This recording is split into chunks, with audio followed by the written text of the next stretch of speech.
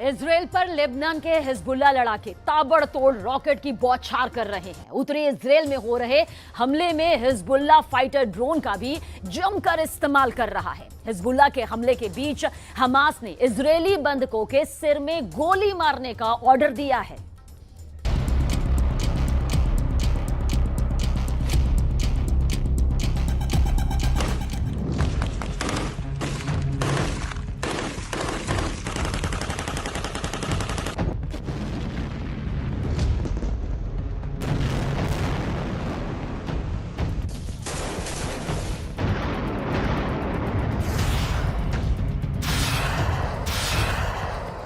Israel का Hamas से युद्ध चल रहा है।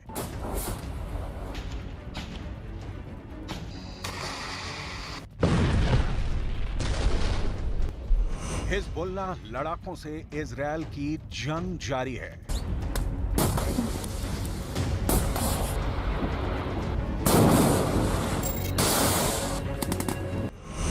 अब क्या अगला नंबर जॉर्डन से आर पार की लड़ाई का है?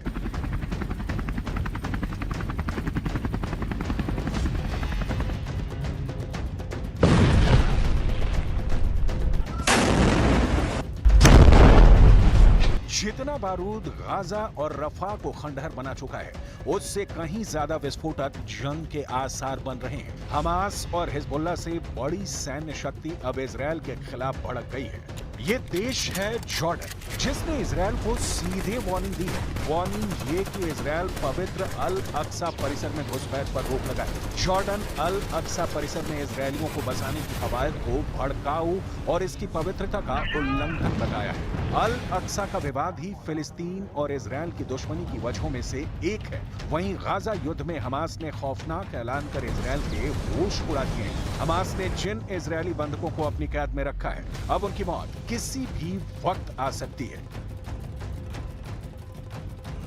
हमास ने इजरायली बंधकों के सिर पर बांधी बारूदी बेल्ट। आईडीएफ फोर्स आगे बढ़ी तो सिनवार दबाएगा ट्रिगर।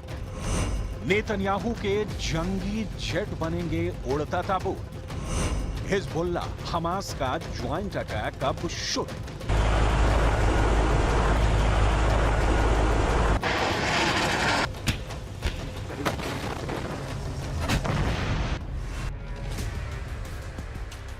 हमास युद्ध सबसे विस्फोटक दौर में पहुंच चुका है। जहां हमले की लिमिट क्रॉस हो चुकी है, वहां विध्वंसक हथियारों की मार अंधाधुंध हो रही है, जिसके बाद बारूदी बैटल में हमास को फुल बैकअप भी मिलने लगा है।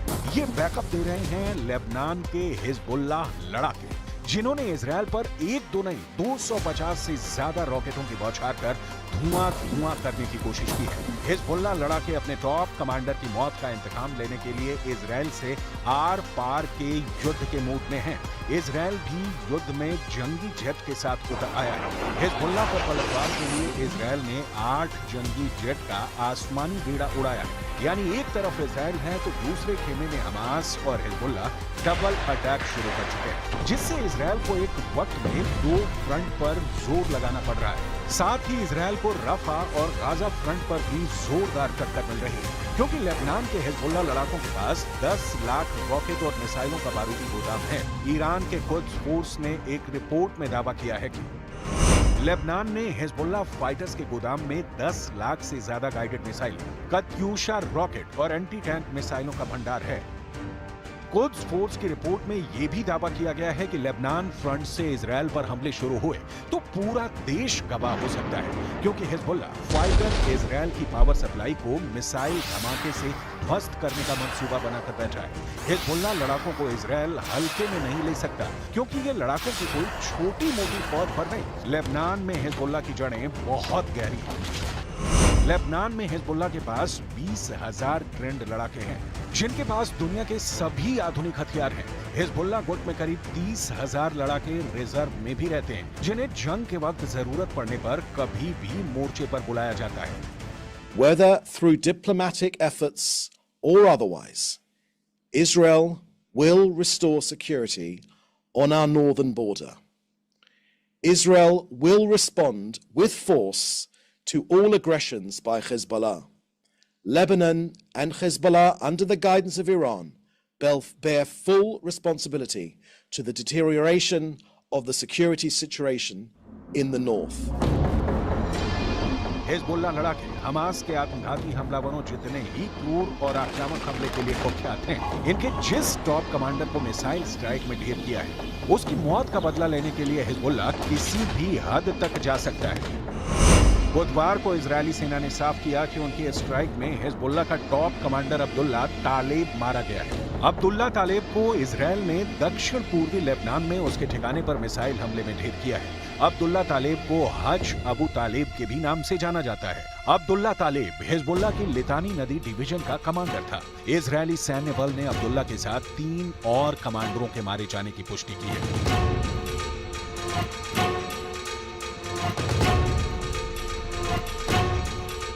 इजरायल से मिले झटके ने हिजबुल्लाह लड़ाकों को भड़का दिया, जिससे इजरायल में बड़े हमले का अलर्ट है। वहीं हमास की तरफ से लड़ाकों को सीधा ऑर्डर दे दिया गया है कि अब इजरायल की फोर्स को देखते ही बंधकों को सिर में गोली मार दी जाए। न्यूयॉर्क टाइम्स की रिपोर्ट में यह दावा किया गया है कि नुसीरत कैंप में इजरायल बंधकों को छुड़ाने के लिए चलाए गए ऑपरेशन के बाद हमास ने अपने लड़ाकों को आदेश दे दिया है कि आईडीएफ के ऑपरेशन की जद में आने पर बंधकों के सिर में गोली मारकर मौत के घाट उतार देना है। इसकी वजह ये बताई गई है कि इजरायल ने 8 जून को हमास की कैद से अपने 4 नागरिकों को रेस्क्यू कर लिया था। इजरायल के ऑपरेशन में 270 से ज्यादा की मौत हुई थी। हमास ने दावा किया था कि हमले में 3 बंधकों की भी मौत हुई थी। रिपोर्ट के मुताबिक अमेरिका और इजरायल के इंटेलिजेंस और मिलिट्री की टीम लगातार ड्रोन, सैटेलाइट और दूसरे तरीकों से गाजा के बंधकों को ट्रैप करने की कोशिश कर रही है। इजरायल अब तक अपने 7 बंधकों को रेस्क्यू करने में कामयाब रहा है। दूसरी तरफ हमास ने अब बंधकों को ऐसी जगहों पर शिफ्ट कर दिया है जहां उन्हें ढूंढ पाना लगभग मुश्किल होगा, क्योंकि बंधकों की लोकेशन लगातार बदली जा रही है, जिससे इजरायली सैनिक उन तक पहुंच ना सके। हालांकि इजरायली फोर्स अटैक मोड में है। रफा और गाजा के चप्पे चप्पे को खंगाल रहे आईडीएफ सोल्जर हमास लड़ाकों का सफाया करते हुए बंधकों की रिहाई का ऑपरेशन चला रहे हैं, क्योंकि यूएनएससी में इजरायल पर जल्द से जल्द युद्ध खत्म करने का दबाव बढ़ता जा रहा है।